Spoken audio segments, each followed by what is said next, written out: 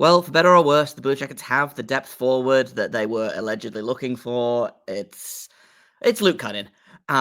He's a guy. End of sentence. So I figured let's get my friend and colleague over at Locked On Sharks here, JD Young, to tell us, does he have hidden depths? Is Luke Kunin a secretly good guy, or is he just a warm body that will be better than whoever we currently have on the fourth line? I am the Luke Kunin of the Locked On Network podcast network. I hope you know. So, no, Luke Kunin is very much. If he's playing on your fourth line, you're probably feeling really good about your situation. Definitely, he plays a hard nosed type of game. He'll forecheck. He sticks up for his teammates. He does all that type of stuff. He does have a little bit of scoring pop. He does double digit goals for the San Jose Sharks this year. Granted, it is the San Jose Sharks, but a guy who can find the back of the net. He could play center in a pinch. I don't think it's his best position, but he'll play on the PK and stuff. His analytics are not good if you dig into that, but he is definitely like a solid, like he's going to do, details, play hard type of fourth line center or wing for you. But yeah, like this isn't going to alter the franchise or make you like win you a playoff series or anything like that. This is just another solid. It's just kind of solidifying your fourth line. Yeah, that's what I figured, and I kind of talked to us a little bit on Twitter earlier today. Is like anyone the Blue Jackets are going to pick up in this trade deadline is not going to be the thing that tips them over the edge to becoming like an actual contender. It is, like I said, it's not necessarily a warm body. Maybe that's just kind of mean, but the Blue Jackets at the minute, their fourth line is, their fourth line last night against Florida was Yegor Chinikov, who is a top six winger who's playing on the fourth line for whatever reason. Sean Crowley, who is a guy that can win faceoffs, and Joseph Labate, who is playing in his like 16th ever NHL game. At 31 years of age. Like Luke Kunin is at the very least an upgrade on Labate, right? Yeah, he's 100. Like he's an NHL player. Is Right. he a good NHL player? That's debatable, but I think on that line, especially if you do have some scoring pop there and you have somebody who can do faceoffs, like he can be like he was Ryan Warsofsky would like kind of refer to like his role as like the digger, right? You go in, you win board battles, you kind of add some toughness, you go to the net front. He does, you're gonna get frustrated because he will get like breakaways on the old Stone Hands Gregor. Yes, Noah Gober Gregor. He definitely he does get his opportunities, but he isn't able to bury as many as you would like. So you will probably get frustrated. But for a guy who's a rental for a team that is trying to make a playoff push here, I don't think it's the worst thing in the world to add a guy for a fourth round pick. Like we're talking about a mid fourth round pick.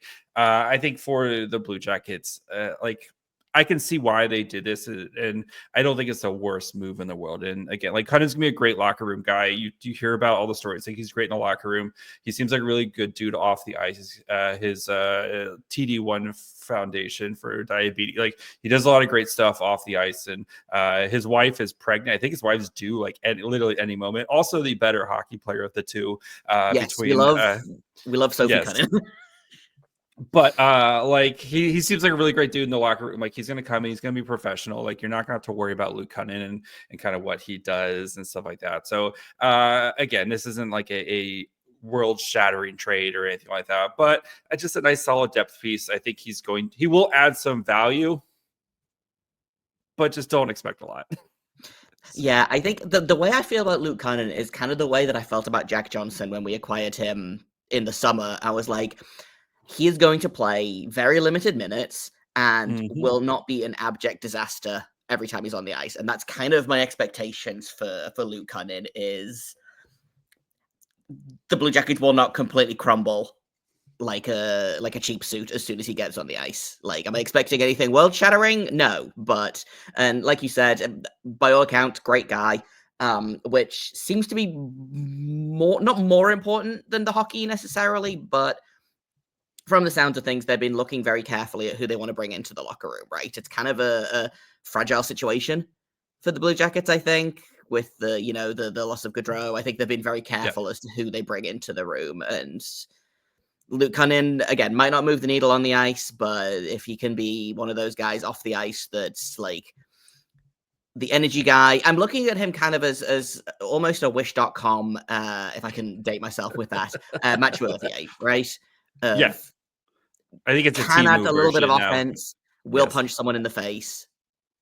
Yeah, and I think too for like you also with the Shark. I think he accidentally became important with the Sharks because And it right ruined this his life. roster Yeah.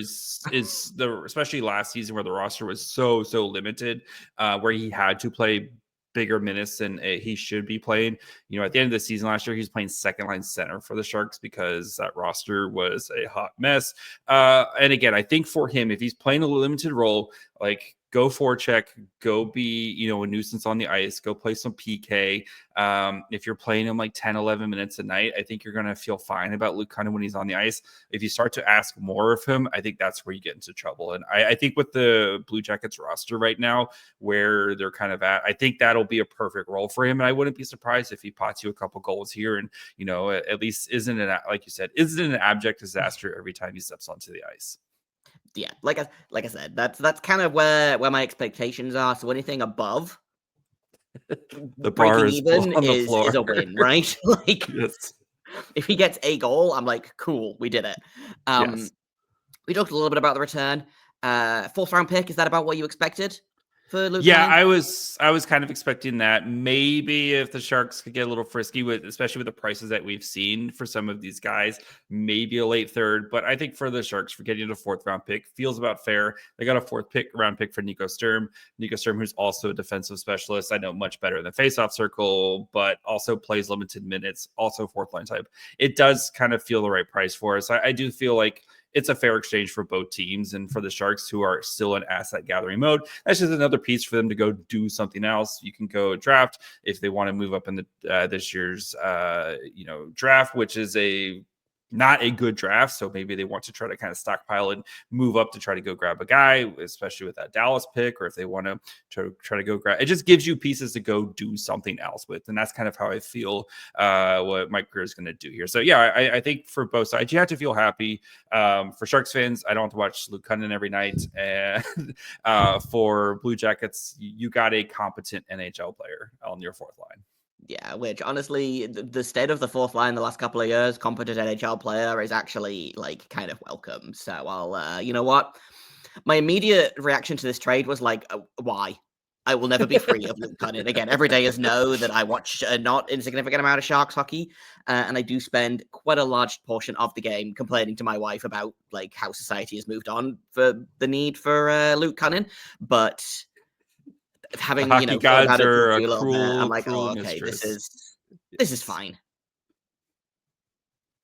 The It is hockey what it is, gods are the hockey gods are a cruel mistress. I Yes. know.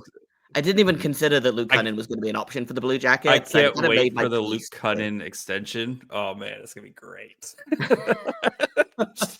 honestly, I'd kind of made my peace with the Blue Jackets not making a move. So the fact that they made a move at all kind of shocked me.